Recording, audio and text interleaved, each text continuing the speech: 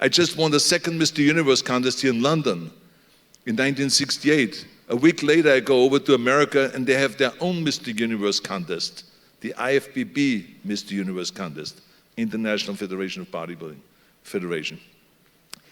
And I lose against the guy that I thought was a scrawny little kid.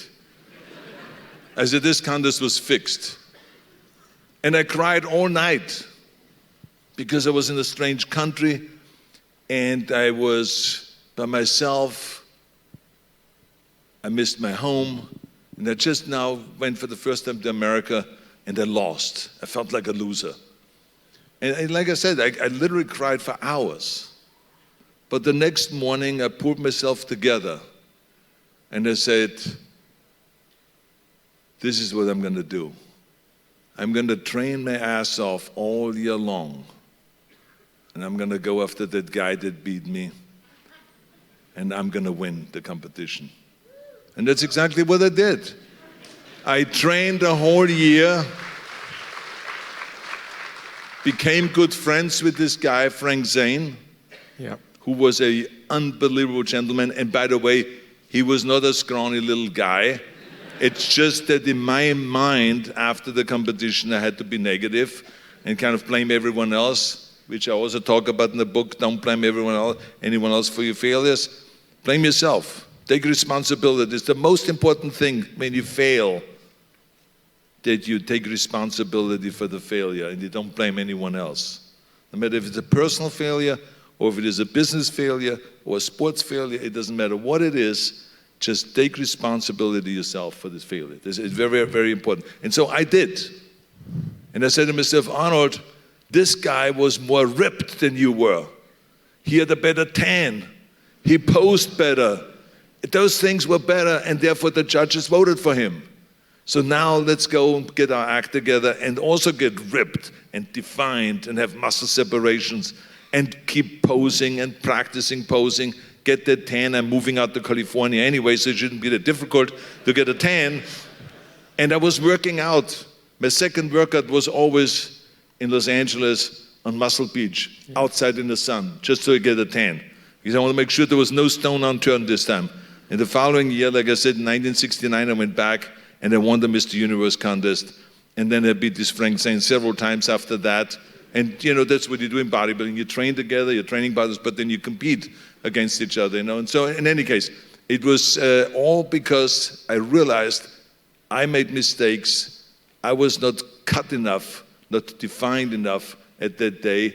And so you learn from those mistakes. That's the key thing, is learn from the mistakes. That is the most important thing there. There's something else that's very important. You might have noticed Arnold said there, my second workout of the day was outside, which brings us to the third lesson in the book, which is work your ass off. You say work your ass off much better than I say work your ass off. But that's what you believe. And 2 workouts a day was one of the things that you put into your life and the way that you lived to work your ass off. So should we talk about hard work? Yeah, well, first of all, in training, I know a lot of people are always looking for a shortcut. And they buy into all this kind of programs, 20 minutes a day this, and you eat this 3 meals a day and then you're perfect and all that stuff. There's no such thing as a shortcut. It's just that you have to work your ass off. And when I talk about working your ass off, I'm not only talking about bodybuilding. Yes, I was known that everyone always said he's overtraining. But the reason why I was training so much was because I wasn't really good with diets. So I burned off extra fat that way and got more defined the more I worked out. But I not only did the 5-hour workout, but in those days in bodybuilding there was no money. So I worked on construction also, several hours every day. And I went to college several hours every day. And I was thinking about my next career as an actor, and I went to acting class several hours a week. So think about that. I really literally just slept 6 hours a day and there were 18 hours left. And I used these 18 hours to work out, to work, to train for my acting, to do all of those things. And I worked and I worked and I worked to make money. And in 1974, I saved up enough money to buy my first apartment building. So this is important to know because I bought this apartment building for $240,000. This is back in the 70s. And then 2 years later, someone offered me $400,000 and I sold it, but I didn't take the money. I traded up to a 12-unit apartment building, from a 6-unit to 12-unit, right. And then to a 36-unit apartment building. And this is how I went up and up and up. That before I made really the first big movie, I was already a millionaire. You see, think about it, because I was working my ass off.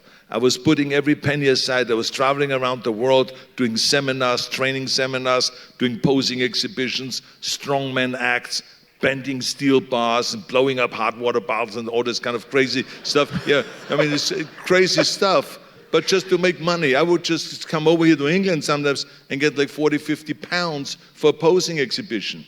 But I put it in my cowboy boots, you see. I put it up here. I stuffed it in here so no one could steal it when I'm back on the plane. I stuffed in here the cash.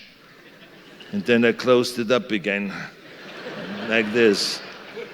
That's why I always wear cowboy boots. You see what I'm saying? Good pair of boots, those. And so people always say, oh, you're so lucky. I mean, you have all this money and you have all this fame and you have all this. But I worked for it. You see what I'm saying? While the other bodybuilders were lying around on the beach, not working. They were living in little apartments. I had already an apartment building where I lived in the front in the owner's unit, which was 2,500 square feet, and I was proud of myself. Here I was just coming a few years earlier to America, and now I have an apartment building.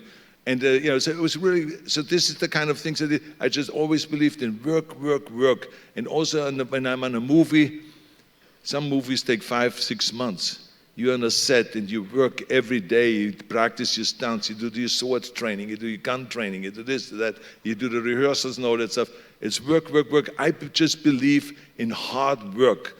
I don't believe in shortcuts. I don't believe getting around all of that or finding the easy way. You got to confront things straight on and you got to struggle through it. And I found out that the more I struggle, the stronger I get inside. Because remember that the brain, your head, is just like a muscle. The muscle grows when you give it resistance. When I put a dumbbell in my arm and I curl it up, it's the resistance that makes the bicep grow. But the same thing is also with your head. The more resistance you give it, the more you let yourself struggle, and the more you go through pain and through kind of suffering sometimes. The more you endure that, the tougher you get. And the reason why I'm saying that is specifically is because so many people today want to be comfortable. I know from my children, I said to them, what are you doing in bed at 7 o'clock in the morning? I say, are you out of your mind? What do you think America was built on people sleeping in? Or was America or England, as far as they go, so Germany, Austria, do you think those countries were built by people that struggled and that worked their asses off? So we have to tell this our kids. There is no sleeping in. We have to work. We have to work.